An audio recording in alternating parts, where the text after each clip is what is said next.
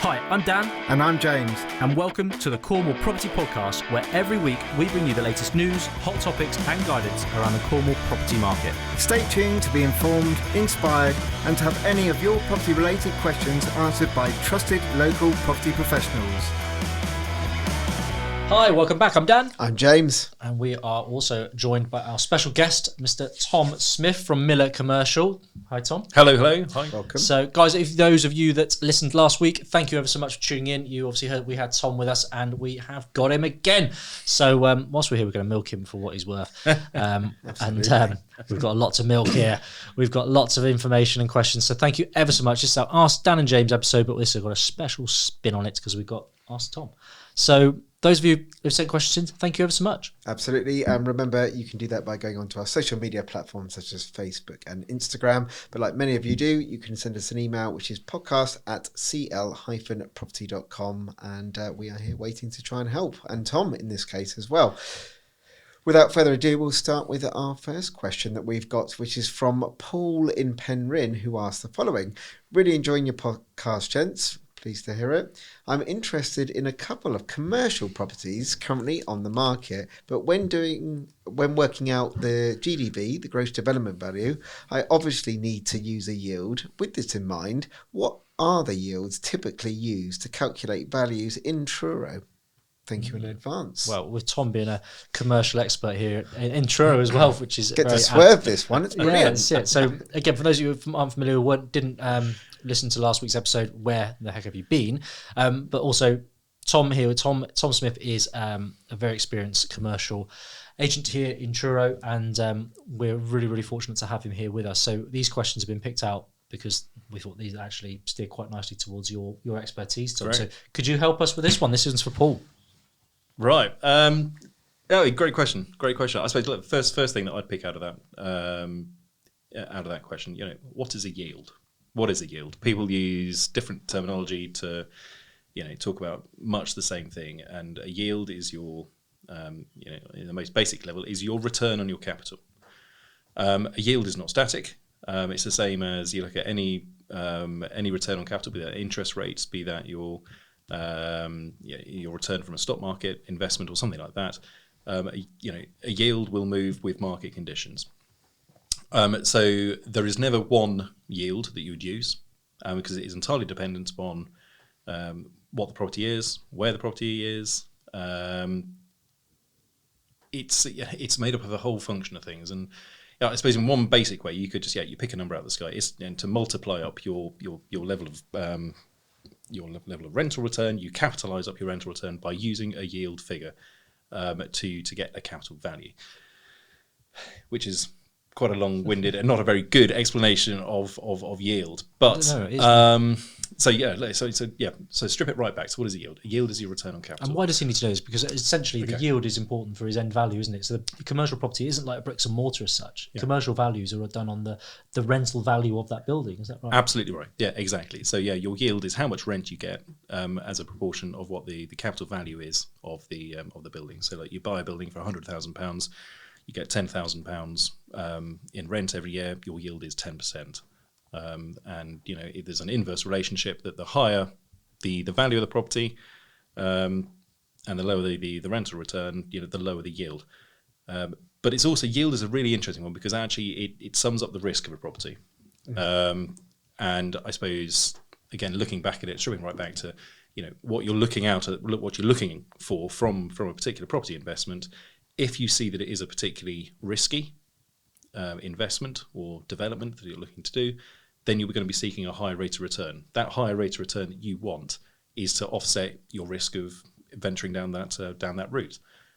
So you might think, gosh, you were buying a dilapidated old building, but it has a tenant in and the tenant's there for another 10 years. You might apply a slightly higher risk level against that, or if it's a tenant that really has no financial background to them at all, they don't have any covenant strength. And we talk about covenant strength is, how financially secure is a tenant in that position. The stronger the tenant, so let's pick a gold-plated covenant. I'd always say one of the banks, but you never know, do you? It's but yes, no, bank is if you had HSBC as your tenant, you'd probably put a pretty narrow yield against it because they're pretty robust. Pretty secure. Chances of them going bust are pretty low. Now you have Tom Smith Associates, who have only been trading for 4 weeks. And they take a rent on a property. What's their covenant strength? Well, there's nothing there. If what's my chance of failure? Pretty high. So you'd think if you were sort of trying to appraise a property investment with HSBC as your tenant, as opposed to Tom Smith Associates as your tenant, you'd have quite a different yield gap between the two. So coming back to the question, what yield would you use to typically use to calculate values in Truro, in and around Truro? And by that, you're looking at sort of, how do you capitalise up that rent? So again, let's go back to really basic mathematics on this. Let's strip it right back. So, there's a rent there of £10,000. You think, you appraise it. You've been advised that for that shop or for that industrial unit or for that office, it's been appraised as having a rental return of potentially £10,000. Now you've got to look at it and think, right, okay, if I think I can get £10,000 out of this, what do I want my rate of return to be? What risks, what factors am I weighing up there for this to get this £10,000 level of return back again? And there is no hard and fast. Although I'm just wondering, trade secrets. I might divulge a couple of trade secrets here to you, but as a really broad brush rule of thumb, if you've got a vacant property, look at what you think the rental return might be and capitalise it, times it by 10. That's a pretty good. That's a vacant possession value. But the example I give probably, Tom, is that one that we just looked at last week on the Lakeland. They estimated a rental value of 55,000. Their asking price was 550,000. Exactly. So clearly, then that's their finger in the air. It is hard to say. Really what it would be, but as a starting point, there we go, 10% return on a vacant premises. That isn't going to encourage somebody to go in. They're going to have the cost of holding it void for a certain amount of time. The cost and the risk of actually getting it let. Any works they might have to do to actually get it let. Any incentives they're going to have to offer a tenant to come and take it. You weigh all these things up when you're looking at what your rent might be. Now, however, looking at a different part of the market, if you look at the industrial market, which in the last 4 years, the industrial market in Cornwall, but also nationwide, has really rocketed ahead. And this is small grassroots businesses that are doing really well. They're looking for industrial units.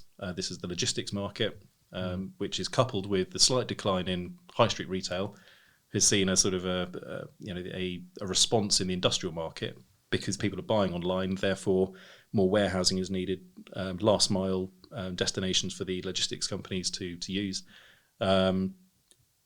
Storage for anybody who's an online retailer. You don't need a shop. If you're selling online, you need is a warehouse for some of your stock and an internet line, and off you go. So that the industrial market has performed incredibly well nationally and locally in the last few years. So you might actually apply a slightly tighter yield there because actually the strength in the market is such that you could say, well, actually look, if I'm looking at a vacant possession value of an industrial unit, it's better than 10%. Is it 9%? Is it 8.5%? Yes, possibly. But again, this goes back to the conversations we had last time about being prudent about it, and don't just automatically assume that just because it's an industrial unit in a good location, fly off the shelves. Absolutely, yeah, exactly. And it still sometimes staggers me that we've got incredibly good product, but for some reason we can't shift it. Just sticking. And it always baffles me. I'm always trying to find a reason why. I'm always analysing. What are we doing? Have we done something wrong? Are we, should we be doing something else to actually to get a property let? And sometimes there is no rhyme nor reason. It's just one of those things. No, really helpful. That was really, really helpful. And I think some really valid points in there actually. And I couldn't put it back myself on. But no, I think and for Paul there to take away in terms of, you've got real life examples there, and what my advice also would be, just to add to Tom's great explanation there, and thank you, Tom, would be look at what's on there now, look at what's on the market currently, and look at the values that we input with these properties. So, for example, when you've got a commercial property that's on the market, generally you'll see on the advert or the brochure, it will tell you what the rent is currently being achieved or projected achieved rent will be. Well, look at that. Then work out what they're currently asking for, and then do the calculation there simply. Well, what are they timesing that by? And that will give you a bit of an idea. Now, whatever they're timesing it by, I'd probably times it by slightly less just to cover my backside and be a bit more risk averse and a bit more contingent. But hopefully, just do. If you need to do homework, obviously Tom's given us a great example as to what yield is and why it's important and where you've got to be careful. And it always comes back to that really frustrating comment. It really is. It depends. It depends. It depends on the type of property. It depends where your location is. Depends on the time of year it is potentially on the type of property. It really does depend. But I think, do your homework, do some comparisons. What James and I would do simply if we didn't have the likes of Tom, we would just look at what is on the market now, where those figures are. We gave that Lakeland shop in Truro example. They're asking they believe it's a £55,000 per annum rental income. Well, they've slapped a price tag on it at £55,000. Well, look, there's a little rule of thumb. Well, I wouldn't times it by 10. I'd probably times it by 8 just to cover my backside. Just to be really contingent, maybe. But again, hopefully that helps, Paul. And thank you ever so much, Tom. Really, really helpful. I know. Is there anything you'd want to add on, James, at all? Or no, I think you covered everything. Great answers by yourself as well, Dan. But I'd also say, just look at the lease side of things as well, because although you might be having 55,000, per year, but how long is that for? Is that for a 3-year, 5-year, 10-year? And I think we are in a market at the moment where people might be like that Lakeland one. They might be sort of thinking, "Oh, I don't really want to sign up to a 10-year. That's quite a substantial amount of money for that period." So you might be having slightly lesser leases come into play, but just weigh that up, how those yields are going to affect. Correct me if I'm wrong, but the lesser the least amount of time that lease is, the least value that property has. Yeah, that's right. It's all about certainty. For sure. It's all about certainty, isn't it? So if you've got a lease expiry in 2 years' time, what's going to happen in the end of that lease expiry? Is your tenant going to stay? What's the market going to do in 2 years' time? Again, it's uncertainty. What do markets love? Markets love certainty. So I just want to dive back ahead very quickly back into what Paul said, because Paul's talking about a GDV, a gross development value. And that's different to maybe just an investment value or a market value. So gross development value, and Paul, I'd encourage you to pick up the phone and get in touch with us to see what you're actually looking at doing here, because that suggests to me that actually you're looking at possibly developing something, in which case I would apply a different method of looking at it instead of just rate of return and capital value. There's a few other things that you've got to look at. Are you looking to buy the site? Are you looking to actually invest into it? Are you looking to convert things? What are your other costs in there? So in fact, actually, if you're going to look at something that you're not just buying to get an income return, but if you're looking at something to add value, to invest into it, then you do need to appraise it slightly differently. So it's not just a case of look at something, times by 10. Let's use that Lakeland one then, perhaps. Because we were talking, maybe you could do 2 apartments above Lakeland, couldn't you? And maybe another unit at the back. So, say from residential's more our expertise, James. So, say for a flat in Truro, say it'll be a 1-bedroom flat in Truro, you're looking at £700 a month. Yeah, £700 for one, £700 for another. 1-bedroom flat in Truro, we're looking at 160, 150, £160,000 contingently. So there you potentially got 2 1-bedroom flats, a GDV just there at 300,000 potentially. Very back of the fag package. Yeah, no, it's a good place to start. Yeah. And then so that's the residential element taken account. So then if we did, again, we keep referring to the Lakeland property. I'll put a link to this property on the show notes, but this is a property that came on the market that was my pick of the week that Tom knows very well. So it's in Truro, currently come on the market. Lakeland are moving out of the property, so it will be purchased with vacant possession, but we're just trying to put some figures on this. Yeah, so exactly. You've done exactly the right thing. So you look at what is your best case scenario. You look at what is your overall value. What is the maximum you can make out of it? And fine, you might get 2 flats upstairs, you might get 4 flats upstairs. This is where I suppose you need to look at planning. You also need to probably have a word of an architect as well to really understand what you could do that. But you look at it and say, fine, okay.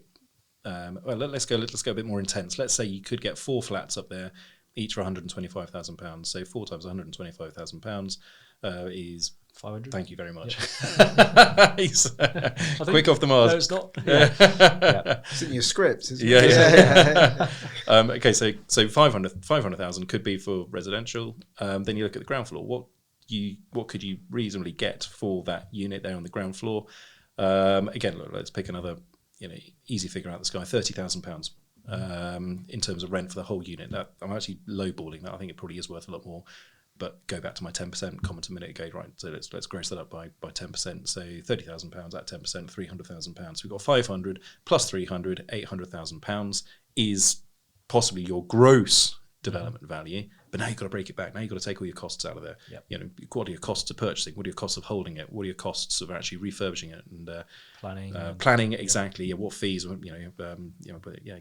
Architect fees, solicitors fees, agents fees. All these you break all these bits back as well. And it's really then I suppose it's what you're left with at the end, and that is your gross development value is fine, you think you might have a property that you could generate £800,000 worth of value out of it, but what's your cost to get to that £800,000? And if your cost for getting to £800,000 is £750,000, well, it's not viable, is it? No, it's not. Return on investment. Totally. Essentially, isn't it? No, Yeah. Brilliant. Well, hopefully that helps. I know that's helped. That will help, no doubt, a lot of people in that respect. So thank you, Tom, and obviously James as well. So second question, the final question, Tom, promise. This is the last one.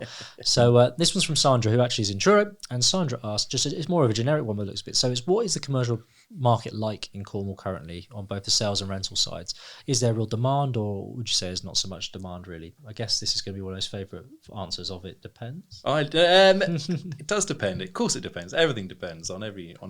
But I love this question. It's it's one that we answer on a daily, weekly basis. And because I'm a bit of a property geek as well, I just love chatting about what is demand, supply and demand for all these things. What's the commercial market? Like, I think we can also mean different things about what's the commercial market. When somebody says we work in commercial property, we probably break that down into three main categories. There's the retail, there's offices, and there's industrial. Those are the three sort of broad categories, and of course there is development in there as well. So Sandra, are you asking specifically there for a retail unit? Are you looking for an office, or are you talking about an industrial or warehouse unit or a factory? And because each of those markets perform very, very differently. The largest part of the market here in Cornwall is the retail market. And there's lots about that in the press, and we'll go into that in a second. The next largest part of the market is the industrial market. And that's been most buoyant over the last few years. Yeah. And the smallest part of the market is the office market. And one thing Cornwall doesn't have, and again we were chatting about this just beforehand, weren't we? That supply of actually really good quality offices is a challenge throughout the whole of Cornwall. That is very rare to see speculative offices being built. Funny you should say that. Yeah, exactly. I've teed you up nicely for that one.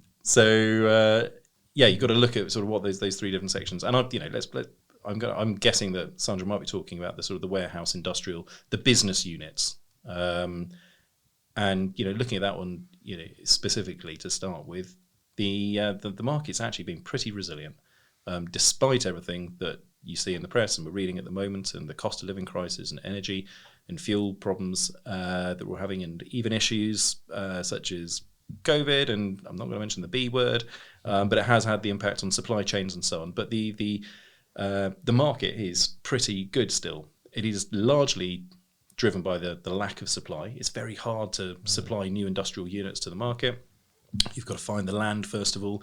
If you've got the land, can you actually develop on it? Will the planning authority allow you to develop on it?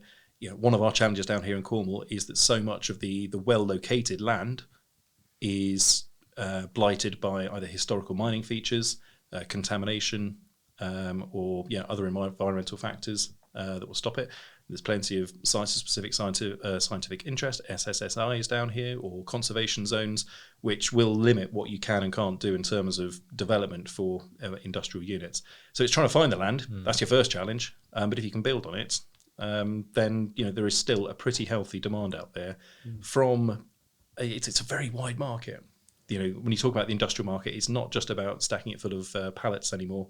It could be everything, and it starts from food and drink, and gyms as well. Gyms is a great one. I mean, again, 10 years ago, who would have thought of going to an industrial estate for a gym? Because it was very much a town centre thing that you'd go to a gym. But actually, the explosion of CrossFit and things like that now, and warehouses offer fantastic space because they're big. They've got high ceilings. They've got big steel beams in there that you can hang stuff off, and they're generally more cost effective than going for a town centre retail unit. So there is genuine demand out there for commercial premises, yes. It does depend where you are. You're going to find there's going to be more demand for industrial premises in, along the A30, the central spine there in Cornwall, and that's, Camborne, Redruth, Hale, down to Penzance, Truro, 3 Milestone, Indian Queens, Victoria, Bodmin, and up to Launceston. But actually, go too far north or south of that, and the market does diminish slightly. Of course it does. So it just does depend where you are. But, the market is... There's still opportunity. Well, it is, exactly. That's right. So it doesn't matter, so maybe you're not on the prime sort of central spine of the A30 there, where prices are highest. But actually, if you go down to, a slightly more rural location, well, the price just reflect, the price is adjusted for the location. course. and that appeals to a different part of the market. So it doesn't matter where you are. There will be a pool of tenants there for you. What I think I've found is same with residential. There's always an entry level for everything, isn't there? Yeah. Like if you price something right, it will sell, and Yeah. and someone's going to price it. If you price it at the right place, you market it at the right place, you'll find a buyer, you'll find a renter of it. So I think it's just finding your level, isn't it? Finding and knowing that market research for sure. Yeah, absolutely. And again, get in touch with us, and we'll help you. No, brilliant. No, thank you very much. I think that makes a lot of sense. And again, it's so difficult. It's quite a vague question. So thank you for obviously diving into it in so many different spheres as well. So I think the way you've summarised it into 3 elements really. In the industrial, you can see why it's kicking off so well. It's a no-brainer really when you start actually looking at the reasons. Well, look at Amazon. I mean, crikey, what's happened there? Yeah. My gym, I've got an industrial unit. Well, what's on my industrial unit already? Well, I've got a couple of contractors actually. They use it as warehouses. Right. I've got a lot of logistics on there, and it's shipping container storage. Right. So that's what I know is on my first. I've got a screw fix and all those as well. But you do tend to find as well the business rates for a lot more attractive outer city than what they are inner city as well, which is a big overhead for people setting up that type of operation. Totally, and business rates is a discussion point for another time. But you could spend hours talking through it. But yes, you're absolutely right, and there needs to be a further adjustment between how business rates are calculated for the high street, which is now no longer, I think, proportional to what retailers can genuinely expect to generate there compared to industrial estates. And so it is changing, and there's a revaluation that's just going on at the moment, and you will see a bit of a rebalance, but not nearly so much as I think there ought to be. Yeah, sure. No. Can I just dive in on one more thing that Sandra picks up there? She says both sales and rentals, and there is a big difference in the market as well, because it's easy enough, you know better than I do, but to develop a site and rent it out, and that's one thing. What there is very little of are commercial premises for sale. There's very little. It's very rare to actually either create something and then sell it. So you're relying on businesses that have come to the end of their life, or individuals have been running their business, they decide to retire. There's not a lot of sale property out there. There was a development down in Falmouth, Churchview Business Park, where actually that was using some European money, and those buildings there, they were all sold off and they were snapped up. This was all pre-pandemic, but the demand for those was incredibly high because there's so few freehold premises out there. Right.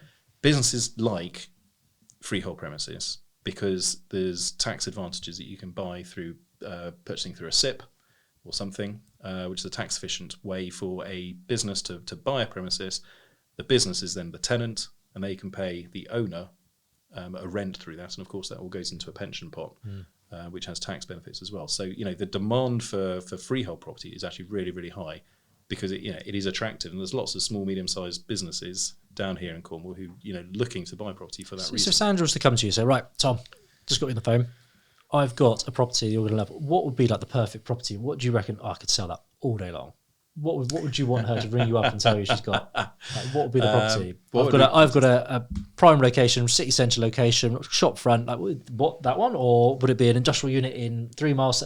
What would you want as an agent that you could sell day in, day out right now?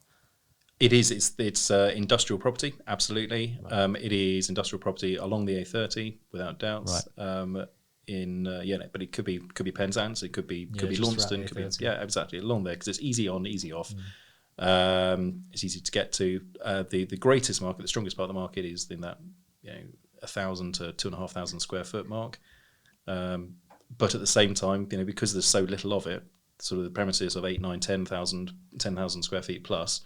There's very little of it as well. So again, there's still quite a sort of specific market for the bigger units as well. So interesting. Yeah. Thank you. No, there you go, guys. You heard it here first. Get yourself some land up and down the A30 and chuck some units on it, and give Tom a shout. But look, thank you ever so much. They're really, really helpful. Again, I've definitely picked up plenty from that as well. Big time. Yeah, so thank you, guys. And if you haven't already, you can obviously appreciate and hear the wealth of knowledge and expertise that Tom's got here. So again, please do get in touch with Tom and the guys at Miller Commercial in Truro, because as you can see, they want to help and they can big time. Thank Indeed. You. And if they do want to get in touch with you, Tom, they can do that via best thing, get on the website, www.miller-commercial.co.uk, or come and find us on LinkedIn. We're all there on LinkedIn, the whole team there. Indeed, and don't forget you can do the same for us by going on to our social media platforms such as Facebook, Instagram, and of course, as many as you do, drop us an email on podcast@cl-property.com and we will do our very best to get you some more juicy answers. And thank you again, Tom. It's been great having you on the show. That was my pleasure. Thank you for joining us. Guys, it's a goodbye from me. Goodbye from me.